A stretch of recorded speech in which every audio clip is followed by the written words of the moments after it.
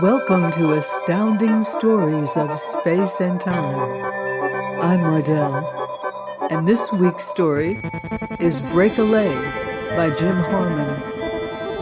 You know, you just can't get good help these days. If there is anything I am afraid of, and there probably is, it is having a rookie accident-prone, half-starved from the unemployment lines, aboard my spaceship. They are always so anxious to please. They remember what it is like to live in a rat hole behind an apartment house furnace, eating day-old bread and wilted vegetables, which doesn't compare favorably to the Admiralty-style staterooms and steak and caviar they draw down in the exploration service. You may wonder why anybody should make things so pleasant for a grown-up who can't walk a city block without tripping over his own feet, and who has a very low life expectancy on Earth due to the automobiles they are constantly stepping in front of, and the live wires they are fond of picking up so the street won't be littered. The Admiralty, however, is a very thorough group of men. Before they open a planet to colonization or even fraternization, they insist on knowing just what they are up against. Accident-prones can find out what is wrong with a planet as easily as falling off a log, which they will if there is one lonely tree on the whole world. A single pit of quicksand on a veritable Eden of a planet, and a prone will be knee-deep in it within an hour of blast-down. If an alien race will smile patronizingly on your heroic attempts at genocide, but be offended into a murderous religious frenzy if you blow your nose, you can take the long end of the odds that the prone will almost immediately catch a cold. All of this is properly recorded for the next expedition in the Admiralty files, and if it's any consolation, high officials and screen stars often visit you in the hospital. Charlie Baxter was like all of the other prones, only worse. Moran 3 was sort of an unofficial test for him, and he wanted to make good. We had blasted down in the black of night and were waiting for daylight to begin our resurvey of the planet. It was Charlie's first assignment, so we had an easy one, just seeing if anything new had developed in the last 50 years. Baxter's guard was doubled as soon as we sat down, of course, and that made him fidgety. He had heard all the stories about how high the casualty rate was with prones aboard spaceships. Now he was beginning to get nervous. Actually, Charlie was safer in space than he would be back on Earth with all those cars and people. We could have told him how the service practically never lost a prone. They were too valuable and rare to lose. But we did not want him to stop worrying. The precautions we took to safeguard him, the armed men who went with him everywhere, the accident-prone first aid kit with spare parts for him, blood, eyes, bone, nerves, arms, legs, and so forth, only emphasized to him the danger, not the rigidly secured safety. We like it that way. No one knows what causes an accident-prone. The big insurance companies on Earth discovered them when they found out in the last part of the 19th century that 90% of the accidents were happening to a few percent of the people. They soon found out that these people were not malingering or trying to defraud anybody. They simply had accidents. I suppose everything from psychology to extrasensory perception has been used to explain or explain away prones. I have my own ideas. I think an accident-prone is simply a super genius with a super doubt of himself. I believe accident-prones have a better system of calculation than a cybernetic machine. They can take everything into consideration: the humidity, their blood sugar, the expression on the other guy's face. And somewhere, in the corners and attic of their brain, they infallibly make the right choice in any given situation. Then, because they are incapable of trusting themselves, they do exactly the opposite. I felt a little sorry for Charlie Baxter, but I was captain of the Hilliard and my job was to keep him worried and trying. The worst thing that can happen is for a prone to give up and let himself sink into the fate of being a prone. He will wear the rut right down into a tomb. Accident prones have to stay worried and thinking, trying to break out of the jinx that traps them. Usually they come to discover this themselves, but by then, if they are real professionals with a career in the service, they frame the right attitude and they keep it. Baxter was a novice and very much of an amateur at the game. He didn't like the scoring system, but he was attached to the equipment and didn't want to lose it. His clumsiness back on Earth had cost him every decent job he ever had. He had come all the way down the line until he was rated eligible only for the position of prone aboard a spaceship. He had been poor, hungry, cold, wet, poor, and now he had luxury of a kind almost no one had in our era. He was drunk with it, passionately in love with it. It would cease to be quite so important after a few years of regular food, clean clothes, and a solid roof to keep out the rain. But right now, I knew he would come precariously close to killing to keep it, or to being killed. He was ready to work. I knocked politely on his hatch and straightened my tunic. I've always admired the men who can look starched in a uniform. Mine always seem to wrinkle as soon as I put them around my raw-boned frame. Sometimes it's hard for me to keep a military appearance or manner. I got my commission during the crisis 10 years back because of my work in the reserve unit that I created out of my employees in the glassworks. Glassware blown to order for laboratories. Someone said something through the door, and I went inside. Bernowski looked at me over the top of his picture tape from where he lay on the sofa. No one else was in the compartment. "Where's Baxter?" I asked the hulking guard. My eyes were on the sofa. My own bed pulled out of the wall and was considerably inferior to this, much less Baxter's bed in the next cabin, but then, I'm only a captain. Brunowski swung his feet off the couch and stood more or less in what I might have taken for attention if I hadn't known him better. "Sidney and Elliot escorted him down to the men's room, Captain Jackson." "You mean," I said very quietly, "that he isn't in his own bath?" "No, sir," Brunowski said wearily. "He told us it was out of order." I stifled the gurgle of rage that came into my throat and motioned Brunowski to follow me. The engines on the Hilliard were more likely to be out of order than the plumbing in the accident-prone suite. No effort was spared to ensure comfort for the key man and the whole crew. One glance inside the compartment at the end of the corridor satisfied me. There wasn't a thing wrong with the plumbing, so Baxter must have had something in mind. On a hunch of my own, I checked the supply lockers next to the airlock, while Bronowski fired questions at my back. 3 translator collars were missing. Baxter had left the spaceship and gone off into an alien night. Elliot and Sidney, the guards, were absolutely prohibited from interfering in any way with the prone's decisions. They merely had to follow him and give their lives to save his, if necessary. I grabbed up a translator collar and tossed one to Bronowski. Then, just as we were getting into the airlock, I remembered something and ran back to the bridge. The thick brown envelope I had left on my desk was gone. I had shown it to Baxter and informed him that he should study it when he felt so inclined. He had seemed bored with the idea then, but he had come back for the report before leaving the ship. The envelope contained the exploration survey on Moran 3, made some 50 years before. I unlocked a desk drawer with my thumbprint and drew out a duplicate of the report.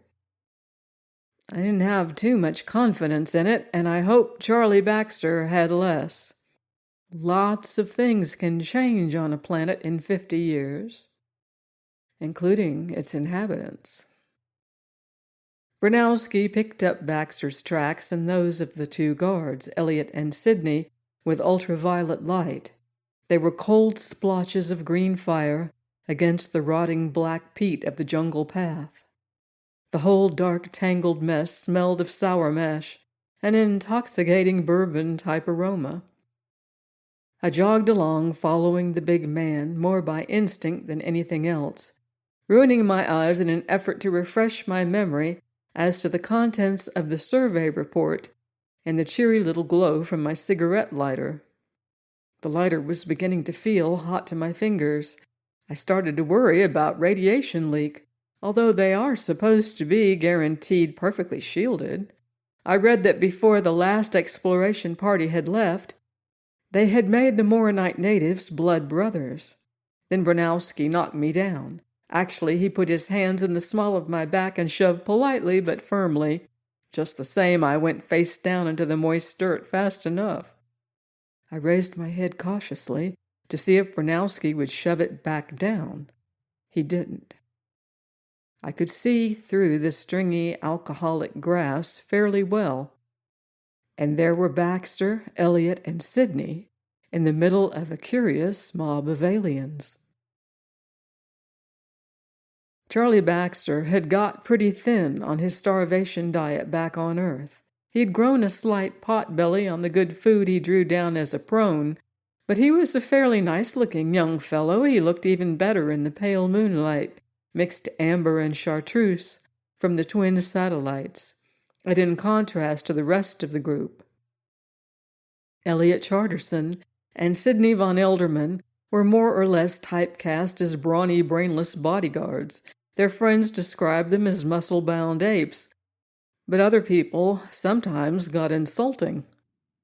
The natives were less formidable. They made the slight lump of fat Charlie had at his waist look positively indecent. The natives were skinny. How skinny? Well, the only curves they had in their bodies were their bulging eyeballs. But just because they were thin didn't mean they were pushovers. Whips and garrots aren't fat, and these look just as dangerous. Whenever I see aliens who are so humanoid, I remember all that Sunday supplement stuff about the galaxy being colonized sometime by one human-like race and the 10 lost tribes and so forth. They didn't give me much time to think about it just then. The natives looked unhappy, belligerently unhappy. I began to shake and at the same time to assure myself that I didn't have anything to worry about, that the precious accident-prone would come out of it alive. After all, Elliot and Sidney were there to protect him. They had machine guns, flamethrowers, atomic grenades, and some really potent weapons. They could handle the situation. I didn't have a thing to worry about. So why couldn't I stop shaking? Maybe it was the way the natives were slowly but deliberately forming a circle about Charlie and his bodyguards. The clothing of the Moronites hadn't changed much, I noticed. That was understandable. They had a non-mechanical civilization with scattered colonies that it would take a terrestrial season to tour by animal cart. An isolated culture like that couldn't change many of its customs.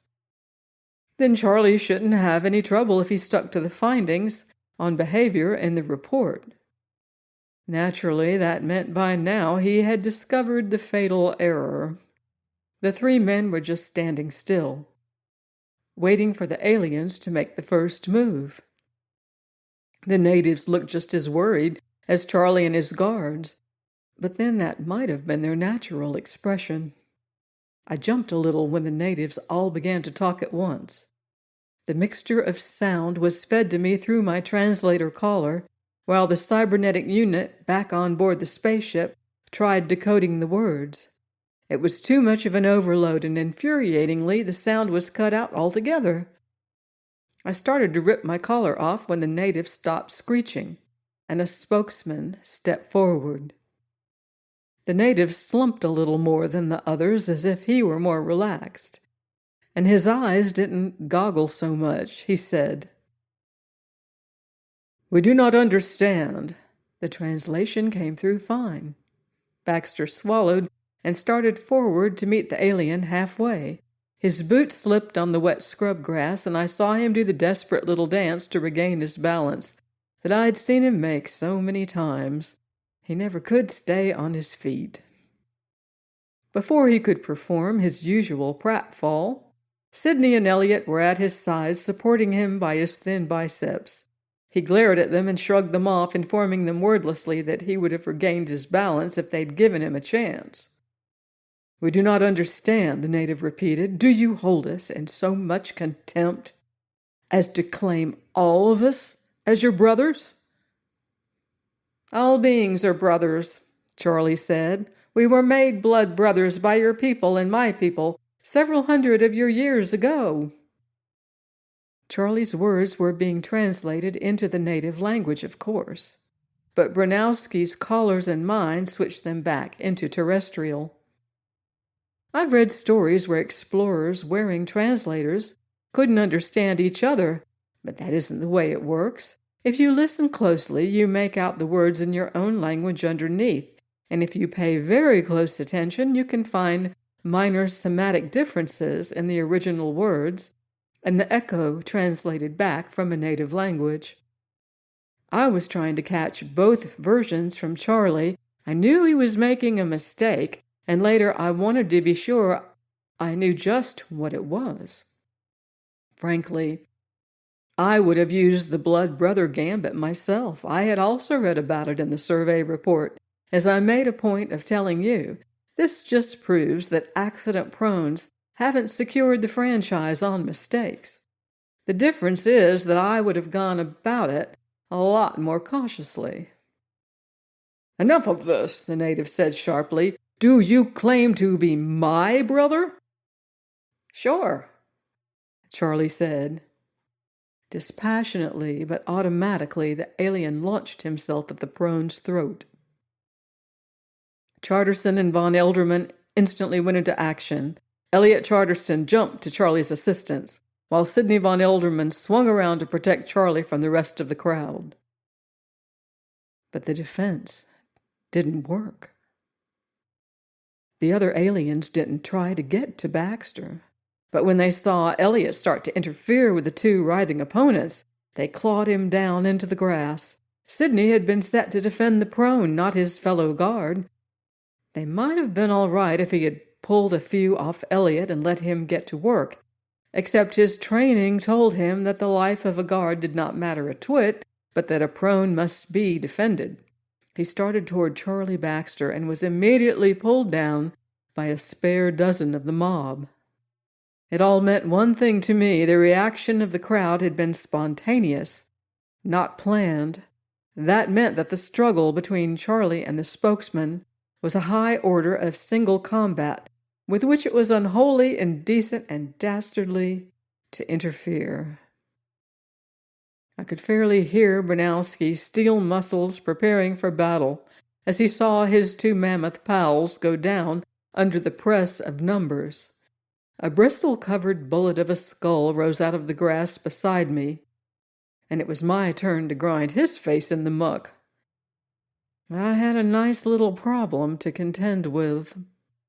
I knew the reason Baxter had slipped out at night to be the first to greet the aliens. He was determined to be useful and necessary without fouling things up. I suppose Charlie had never felt valuable to anyone before in his life, but at the same time, it hurt him to think that he was valuable only because he was a misfit. He had decided to take a positive approach.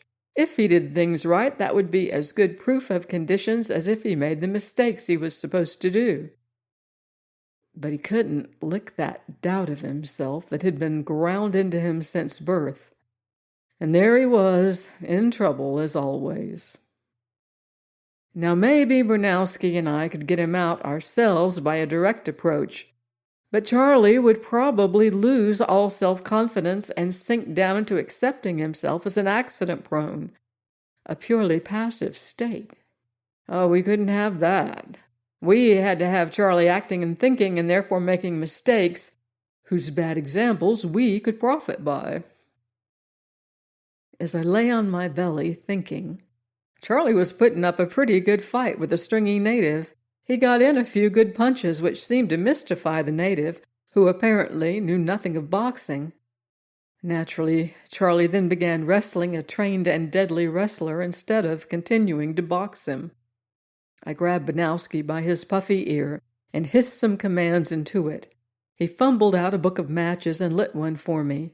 By the tiny flicker of light, I began tearing apart my lighter. I suppose you have played tickling the dragon's tail when you were a kid. I did. I guess all kids have. You're worrying around two lumps of fissionable material and just keeping them from uniting and making a critical mass that will result in an explosion or lethal radiation. I caught my oldest boy doing it one day back on Earth and gave him a good tanning for it. Actually, I thought he showed he had a lot of grit. Every real boy likes to tickle the dragon's tail. Maybe I was a little old for it, but that's what I was doing there in the Moran 3 jungle.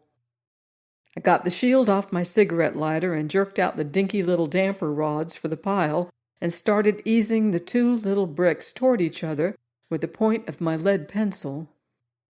I heard something that resembled a death rattle come from Charlie's throat as the fingers of the alien closed down on it, and my hand twitched. A blooming light stabbed at my eyes, and I flicked the lighter away from me. The explosion was a dud. It lit up the jungle for a radius of 1/2 mile like a giant flashbulb, but it exploded only about 10 times as loud as a pistol shot. The mass hadn't been slapped together hard enough or held long enough to do any real damage. The natives weren't fools, though. They got out of there fast. I wished I could have gone with them. There was undoubtedly an unhealthy amount of radiation hanging around. Now, I told Brunowski. He ran into the clearing and found 4 bodies sprawled out. Charlie Baxter, his 2 guards, and the native spokesman.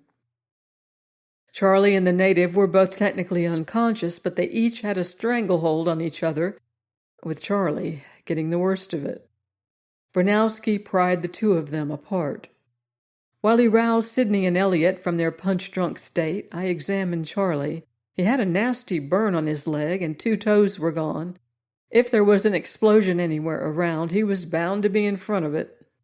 He was abruptly choking and blinking watery eyes. "You did it, Charlie," I lied. "You beat him fair and square." Charlie was in bed for the next few days while his grafted toes grew on, but he didn't seem to mind. We knew enough not to use the blood brothers approach after 50 years, and therefore it did not take us long to find out why we shouldn't. The Moran 3 culture was isolated in small colonies, but we had forgotten that a generation of the intelligent life forms was only 3 Earth months. It seems a waste at first thought, but all things are relative. The Christopeds of New Liechtenstein, for instance, have a lifespan of 20,000 terrestrial years. With so fast a turnover in Moran 3 individuals, there was bound to be a lot of variables introduced, resulting in change. The idea that seemed to be in favor was the survival of the fittest. Since the natives were born in litters, with single births extremely rare, this concept was practiced from the first. Unless they were particularly cunning, the runts of the litter did not survive the first year, and rarely more than one sibling ever saw adulthood. Obviously, to claim to be a native's brother was to challenge him to a test of survival. My men learned to call themselves last brother in the usual bragging preliminaries that preceded every encounter. We got pretty good results with that approach and learned a lot about the changes in customs in the half-century. But finally, one of the men, either Frank Paramount or Sidney Charterston, who both claimed to be the one, thought of calling the crew a family. And right away we began hitting it off famously. The Moronites figured we would kill each other off, all except maybe one whom they could handle themselves. They still had the folk legends about the previous visit of Earthmen, and they didn't trust us. Charlie Baxter's original mistake had supplied us with the Rosetta Stone we needed. Dr. Selby told me Charlie could get up finally, so I went to his suite and shook hands with him as he still lay in bed. I waited for the big moment when Charlie would be on his feet again, and we could get on with the resurvey of the planet. "Here goes," Charlie said, and threw back his sheet. He swung his legs around and tottered to his feet. He was a little weak, but he took a few steps and seemed to make it okay. Then the inevitable happened. He snagged the edge of one of the Persian carpets on the bedroom floor with his big toe and started to fall. Selby and I both dived forward to catch him, but instead of doing the arm-waving dance for balance that we were both used to, he seemed to go limp and he plopped on the floor like a wet fish. Immediately he jumped to his feet, grinning. "I finally learned to go limp when I take a fall, sir. It took a lot of practice. I imagine I'll save some broken bones that way." "Yes," I said uneasily, "you've been thinking about this quite a lot while you lay there, haven't you, Baxter?" "Yes, sir. I see I've been fighting this thing too hard. I am an accident prone, and I might as well accept it. Why not? I always seem to muddle through some way, like out there in the jungle. So why should I worry or feel embarrassed? I know I can't change it." I was beginning to do some worrying of my own. Things weren't working out the way they should. We were supposed to see that prones kept developing a certain amount of doomed self-confidence, but they couldn't be allowed to believe they were infallible prones. A prone's value lies in his active and constructive effort to do the right thing. If he merely accepts being a prone, his accidents gain us nothing. We can't profit from mistakes that come about from resignation or laughing off blunders or, as in this case, conviction that he never got himself into anything he couldn't get himself out of. "Dr. Selby, would you excuse us?" I asked. The medic left with a bow and a surly expression. I turned to Baxter, rather wishing Selby could have stayed. It was a labor dispute, and I was used to having a mediator present at bargaining sessions at my glassworks. But this was a military, not a civilian spaceship. "I have some facts of life to give you, Baxter," I told him. "It is your duty to actively fulfill your position. You have to make decisions and plan courses of action. Do you figure on just walking around in that jungle until a tree falls on you?" He sat down on the edge of the bed and examined the pattern in the carpet. "Not exactly, sir, but I get tired of people waiting for me to make a fool out of myself. I have a natural talent for creative negativism, that's it. And I should be able to exercise my talent with dignity." If you don't actively fulfill the obligations of a prone, you aren't allowed the luxuries and privileges that go with the position. Do you think you would like to be without your armed guards to protect you every moment? "I can take care of myself, sir." I paused and came up with my best argument. How would you like to live like an ordinary spaceman without rare steaks and clean sheets? Because if you're not our accident prone, you're just another crew member, you know.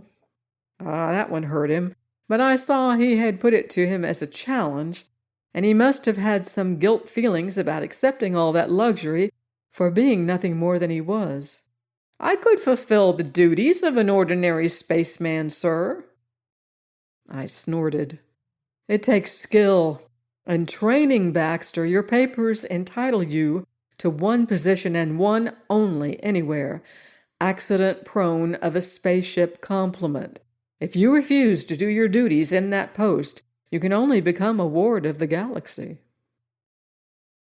His jawline firmed. He had gone through such a lot to keep from taking such abject charity. "Isn't there," he asked in a milder tone, "any other position I could serve in on this ship, sir?" I studied his face for a moment.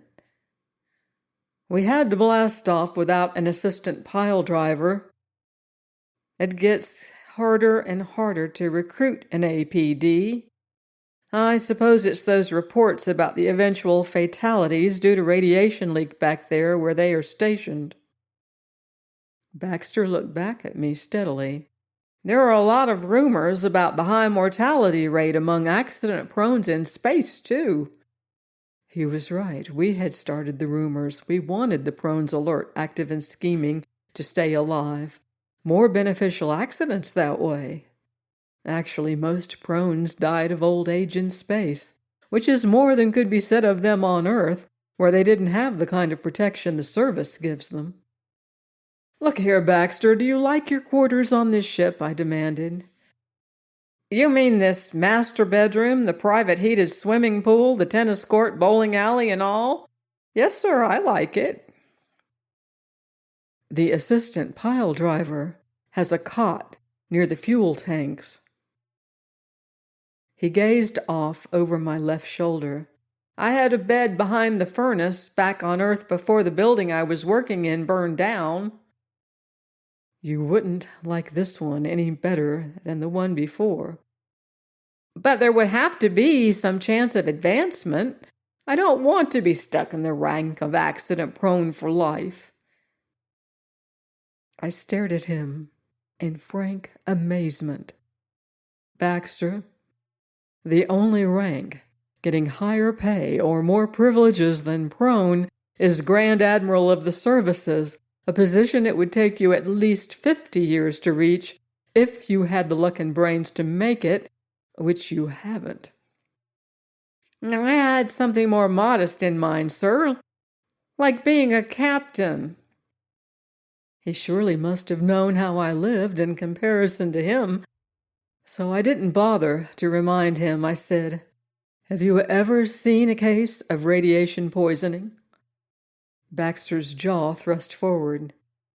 It must be pretty bad, but it isn't as violent as being eaten by floating fungi or being swallowed in an earthquake on some airless satellite. No, I agreed, it is much slower than any of those. It is unfortunate that we don't carry the necessary supplies to take care of pile drivers.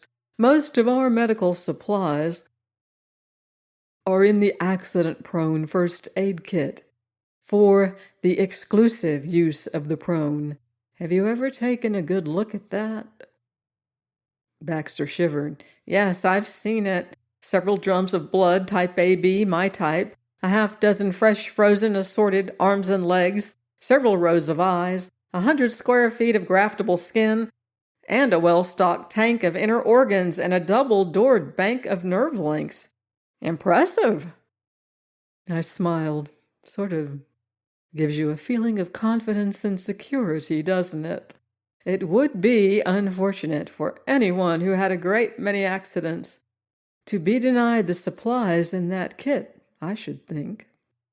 Of course, it is available only to those filling the position of accident prone and doing the work faithfully and according to orders. Yes, sir, Charlie mumbled. Selby is your personal physician, you realize, I drove on. He takes care of the rest of us. Only if he has time left over from you. Why, when I was having my 2 weeks in the summer as an ensign, I had to lie for half an hour with a crushed foot, while the doctor sprayed our prone's throat to guard against infection. Let me tell you, I was in quite a bit of pain. Charlie's pale eyes narrowed as if he had just made a sudden discovery, perhaps about the relationship between us. You don't make as much money as I do you, sir? You don't have a valet. Your bed folds into the bulkhead. I thought he was at last beginning to get it. Yes, I said. He stood sharply to attention. Request transfer to position of assistant pile driver, sir. I barely halted a groan. He thought I resented him and was deliberately holding him down into the miserable, overpaid, overfed job that was beneath him and the talents that so fitted him for the job. Request granted. He would learn. He'd better. I started to sweat in a gush. He had really better. I took him into the rear of the ship and showed him where he would sleep. In the oily gloom, he regarded the pad from an old acceleration couch, fitted to two scratched and nicked aluminum pipes, jury-rigged between two squat tanks containing water for the atomic pile, used closed planets where the gravitational field interfered with the star drive. Over here is what you'll have to keep an eye on, Baxter, I told him. We walked past the dimly lighted rows of towering fuel lines and cables.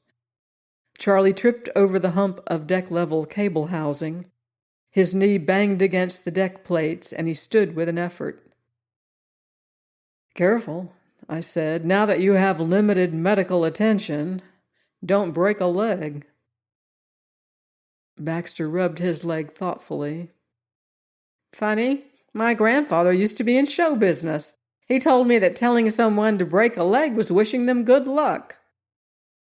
I cleared my throat. It would seem in dubious taste addressed to an accident-prone. However, you have my best wishes. You realize that your salary of prone is 11,000 credits a month, and your pay of 23 credits a month as an APD are suspended until the Admiralty rules on your case. Yes, sir. I realize that, sir. I stopped him in front of the soiled red box that was the tension gauge. If the electrical control of the drive somehow becomes broken, the interrupted circuit will show on the gauge. It is then the duty of the APD to go through the small airlock and maintain manual control of the pile while at least one of the control circuits is repaired. The job rarely has to be done, but when it is very often fatal. Baxter only nodded. I understand. I doubted that he did. After leaving Baxter on his first watch, I went to the mess hall and waited for him to show up. The men knew what to do when he came. It was rather pleasant to sit there savoring the odors. At times they still seem more like those of a chemical laboratory than a kitchen, but I've become so used to associating burning starch products, centrifuge tannic acid, and melting dextrose with food that I am almost immune to the aroma of prone food, like juicy, sizzling steak. Almost. Charlie Baxter finally came through the hatch. He paused and seemed to shake off what he must have thought was some olfactory hallucination, and started to sit down at the table with the rest of the men. He looked rather pleased. He had probably decided being accident-prone had deprived him of much of the company he had every right to enjoy with his shipmates. "Get out of here!" Frank Piermont yelled, jumping up from the other end of the oblong table. "Why?" Baxter asked in astonishment. "Baxter," I put in, "I'm afraid the men think they may catch radiation fever from a pile driver like you." "Catch radiation fever?" he repeated. "Men have been exposed to atomics for hundreds of years. Surely you men must know any poisoning in one individual can't be transmitted to another like germs. I couldn't absorb enough radiation to be dangerous to you in simple proximity and still be alive, don't you see that?" At once, all of my crew at the table covered their faces with their arms. "Don't look at us!" Bronowski screamed, his voice knifing toward the higher octaves. Baxter gaped in a daze from one of us to the other. "What do you mean? Why shouldn't I look at you?" "You've got the eye! All pile drivers get it." "But I have to eat," he objected. "I'm hungry. Really, I am." I swung around and exchanged a few words with Tan Ek, the cook, at the rear hatch. I took a steaming tray and went across the compartment, averting my face. "You will have to forgive these superstitious spacemen," I apologized to Baxter. "You go right ahead and eat. Just outside the door. I won't mind a bit." "Thanks." Baxter said, accepting the plate. He looked down at the white paste, black gum, and cup of yellowish liquid fitted in the proper holes and slots, then up at me. "What is this stuff?" "You don't have to look right at me," I snapped. "It is standard spaceman's fare, reconstituted carbohydrates, protein, and hot ground roasted soya. This is the stuff we had left over on our plates from lunch, all set to go into the converter, but Tanek reprocessed it for you. It's what regulations specify for an APD." Baxter opened his mouth and closed it hard. "Yes, sir." "Thank you, sir." He turned smartly to leave, and I halted him with the palm up. "Baxter." He turned. "Yes, sir?" "We are moving to the other side of the continent to continue with the resurvey. I want to make it clear that you are absolutely forbidden to leave the ship. We can't spare the guards for your liabilities now that you have thrown away your value." "Yes, sir." Even at the time, I was gratified by a sudden, thoughtful narrowing of his eyes. And I wasn't surprised the next day when Bronowski reported that Charlie Baxter had taken a backpack, foods, soap, blankets, and so forth, and left the Hilliard. He was determined to prove that he wasn't merely accident-prone and could get things done on his own. "Charterson and von Elderman are following him?" I asked. Bronowski nodded his bullet-shaped head. "Like a hawk." "The bird can follow him like a hawk. I want them to follow him like men." "They're as good at the job as I am," Bronowski reassured me. "I think," I said quickly, "that I'd better go down to communications and follow Baxter myself." The bird was an electronic device. It looked like a local life form that was actually a flying mammal. Inside the thing was a sensitive video camera and a self-propulsion unit. The bird homed in on Baxter's electroencephalograph waves. The view on the screen in front of the lounging chairs was clear, but monotonous. Charlie made his way across the landscape, woods on this side of the continent, not jungle, without incident. He did fall down like a wet laundry bag every so often, but that, as you'd figure, amounted to traveling across country without incident. He'd have done the same on a smooth pavement. I had a cigarette in my mouth, futilely pounding my pockets for the lighter I didn't have, when Charlie met the alien. There was only one native this time, the same thin form, but more lightly clothed here.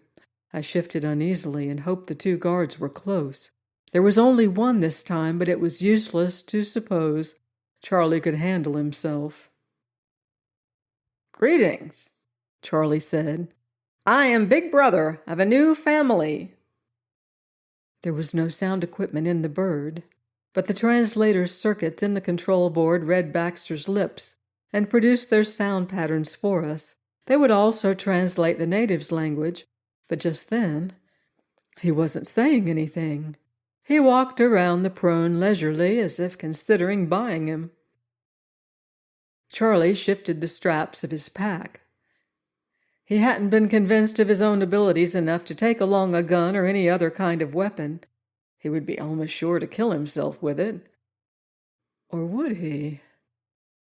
I suddenly wondered if Charlie doubted himself enough to commit outright suicide. He had had plenty of close calls, yet he had always survived. If his goal was self-destruction, he surely would have reached it after this many opportunities. I watched the screen intently. Charlie thought he was alone there with a possibly hostile native. All he had to do was make one small slip, and he would be dead. Yet so far he had followed the pattern we had used at the other colony exactly.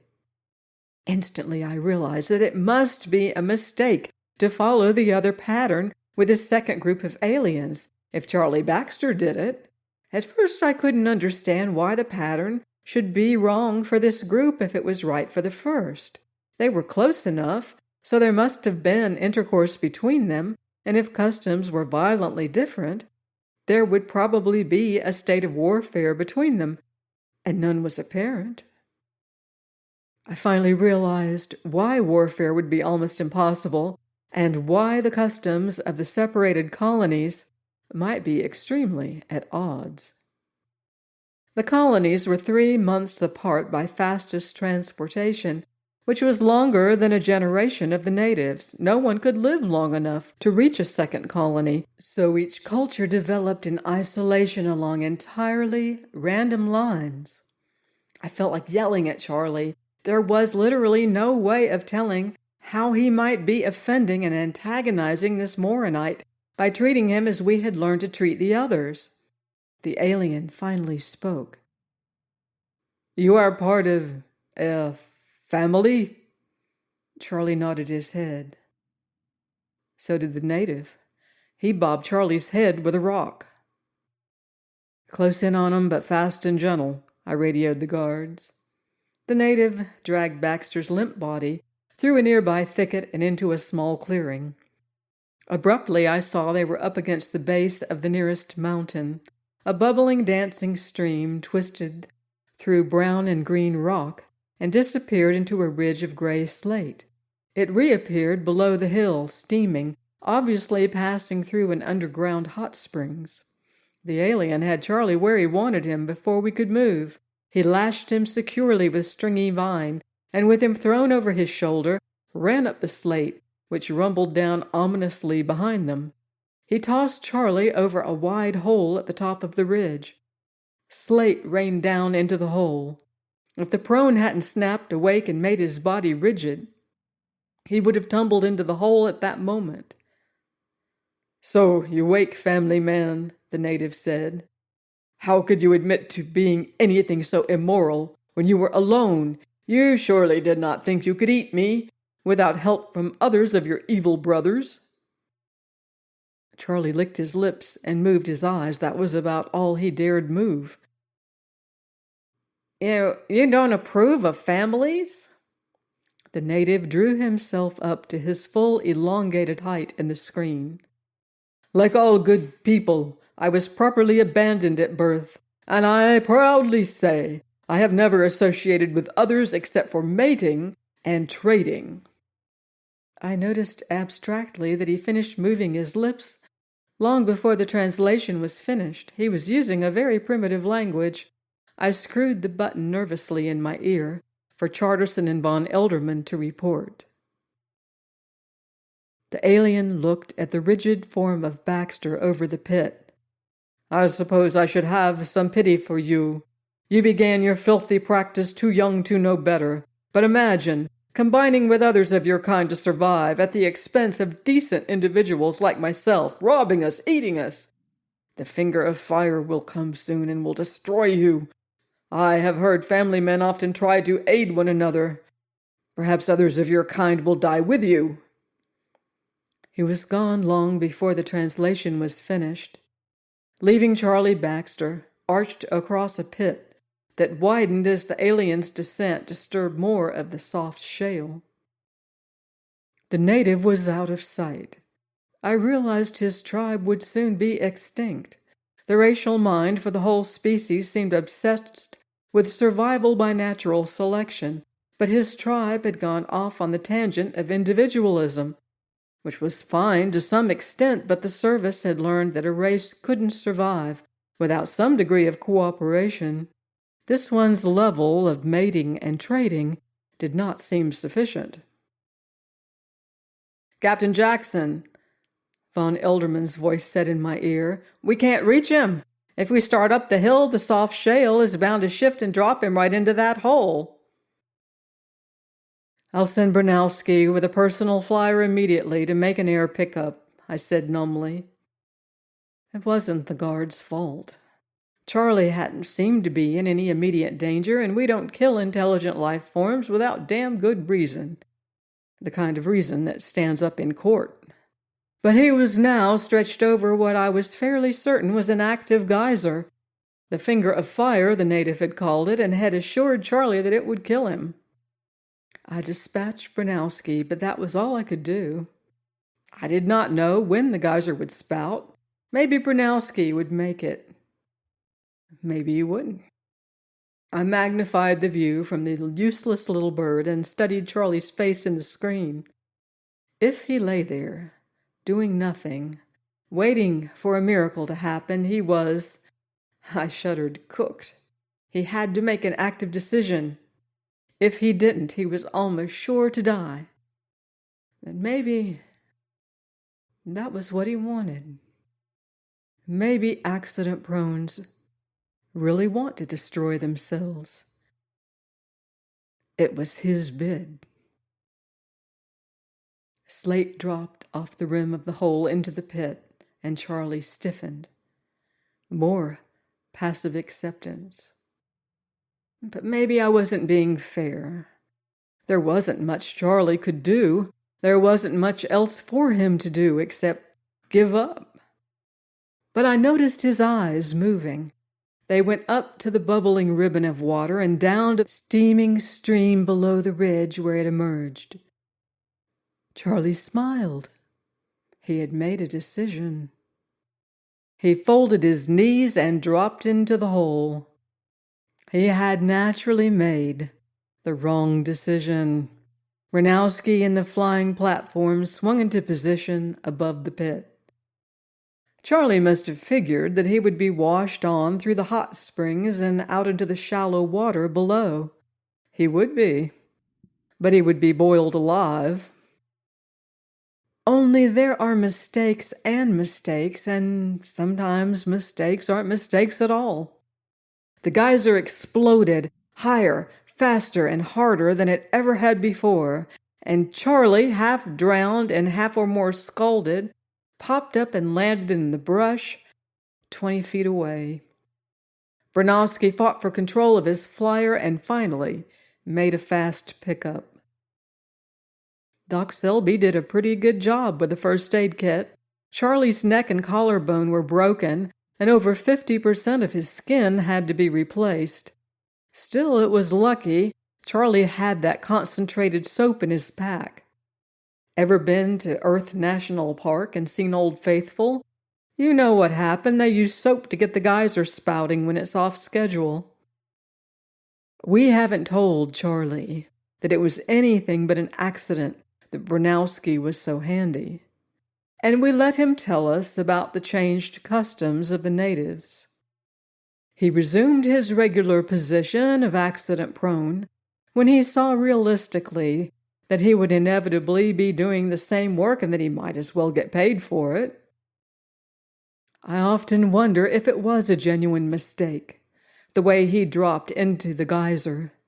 Certainly he would have died if it hadn't been for the soap concentrates. If he took that into consideration, though, it wasn't a mistake at all, but a wise choice. A few days ago, when he was leaving my office, that is the bridge, I saw Charlie slip and start to fall.